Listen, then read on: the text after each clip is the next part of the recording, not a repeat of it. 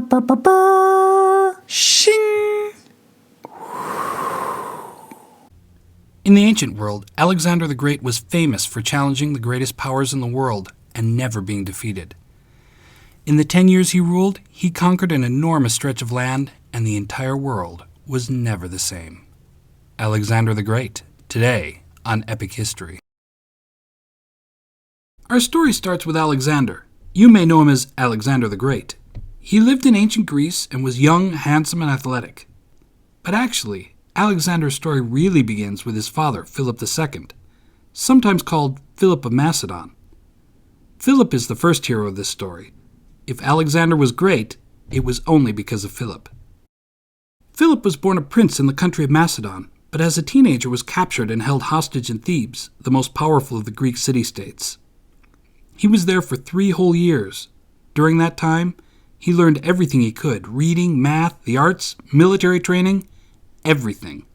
By the time Philip got back to Macedon, he had fallen in love with Greece and the city of Thebes, and he wondered, why can't Macedon be like them? It wasn't too long before Philip became king of Macedon. He never forgot his love of Greece. The Greek city-states were strong. They had powerful armies, wise scholars, and great art. Macedon didn't. Fortunately, Philip was clever. He learned a lot from his time in Thebes. His first goal was to make his army strong. He started with the hoplites. A hoplite is an armored soldier with a shield and a long spear. Philip trained his soldiers just like they did in Thebes, but then he made their spears even longer. Okay, not that long. Then he added archers, cavalry like those in Persia, and heavy cavalry. When he marched into battle, he chose the troops that would work best against each of his enemies. With a well-trained army, he now needed a way to test them and hopefully impress the Greeks. He started by conquering Thrace as far as the Black Sea, and then west through the Illyrians to the Adriatic Sea. But through this, the Greeks just ignored him. Philip even tried to get Thebes to join up with him, but they weren't interested. Finally, it was only when Philip marched into central Greece that the Greeks realized their mistake.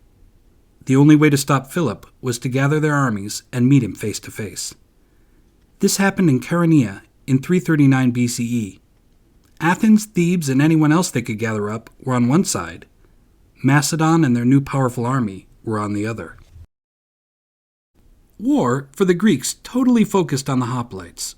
They were lined up one next to another, locking their shields together until you had a great armored group that kind of looked like an armadillo. But in between the shields, they had spears, kind of like a giant porcupine. With the shields and spears together, the hoplites made a sort of porcadillo. In a battle, the porcadillos lined up and bashed into each other until one of them broke apart. At Chaeronea, Thebes made up the largest phalanx in the middle. Athens was on the right, and on the left were the Theban special forces.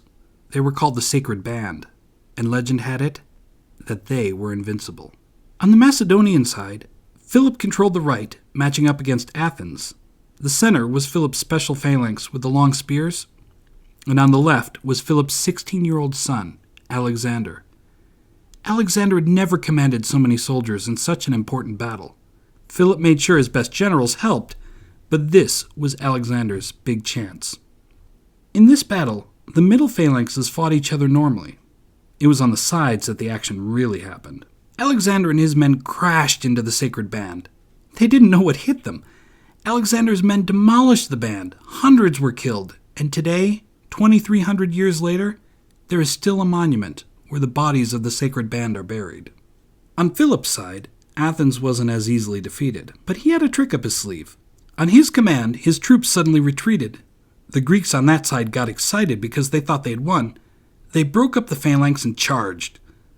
At a second signal, Philip's men spun around, formed ranks, and smashed into the broken-up Greeks. With the Sacred Band destroyed and Athens out of the way, Philip and Alexander both circled around the phalanx in the middle and surrounded them. When the dust settled, Philip was the winner. The conquered Greeks surrendered, joined him, and hailed him as their new king. Philip had finally gotten what he wanted, but hey, a good army is a terrible thing to waste. So Philip turned his army toward the mighty Persian Empire, the powerhouse of the ancient world.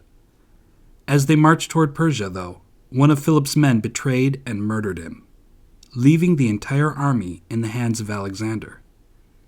He was only 20 years old. Watch part 2 of Epic History's Alexander as Alexander and his men take on the entire world.